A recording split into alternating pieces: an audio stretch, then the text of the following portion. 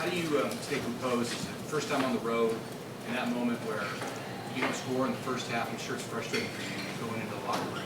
What do you do, and who do you look to stay composed and lead the team at that point? Yeah, I mean, happens in practice. You know, we have one of the best defenses in the country, and sometimes practice doesn't go our way, and we just stay the course and we keep grinding, and we know that eventually, one's gonna pop, and it's really just our motto. It just takes one play, and I couldn't tell you what one play got us going, but once we got it going, we couldn't be stopped. What's that play called? The first touchdown pass you threw, Jahmal. Coach Bull said you kind of knew it was going to be open. Can you walk through that particular play? What you saw there? Yeah, well, I mean, he's always open, but nah. Play clock was actually going down. I was supposed to go on a double cadence, and actually switched it and went on a silent count because it got pretty loud in there, and just didn't want any penalties. So we actually just didn't do the second cadence and brought him in, and found the back end zone. Jahmal just he ran his route, and I found him, and he made a play.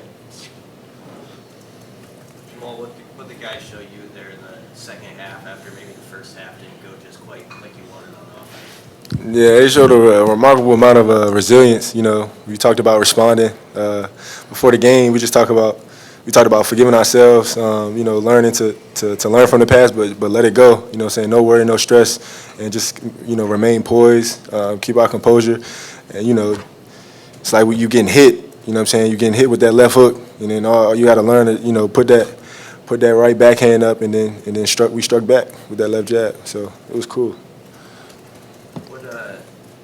What did Corey and Emmett in the second half kind of give you?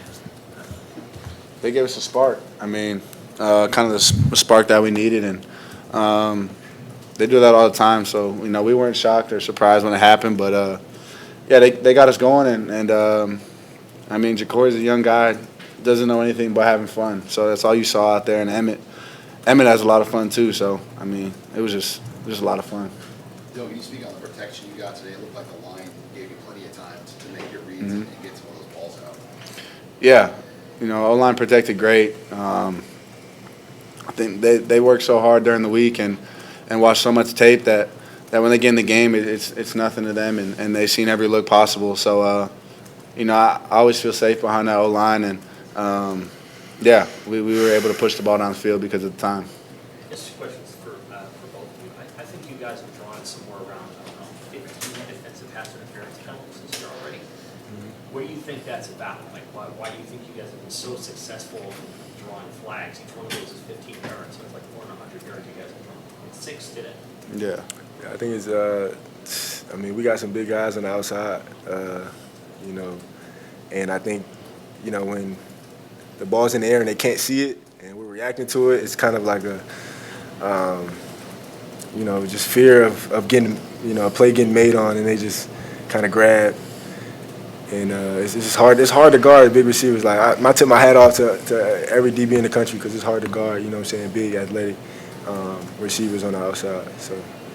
Did you and Isaiah converse about that at any point today? Feel like you guys were just getting tackled when the ball was thrown your way? Yeah, for sure. We did talk about it, but we got to control what we can control, and we got to keep attacking them. And that was the mindset. So. Dylan, Jahmal talked a little bit about the resilience that you guys have to bounce back. What was this week like for you, and how confident were you that you would bounce back? Yeah, this week was just all about us and then getting back to who we were. We got punched in the mouth last week, and it was just all about our response. And couldn't ask for a better response of going 0-0 in the first half, and kind of like, I don't know, everybody was probably like, oh my gosh, what's happening? Like, here we go again. But we trust each other so much. We've been through so much hard things together, and a 0-0 score going in the half didn't phase us. Got in there, rallied the troops, and we came out swinging. So resilient group, and we're going to keep going. No. Good.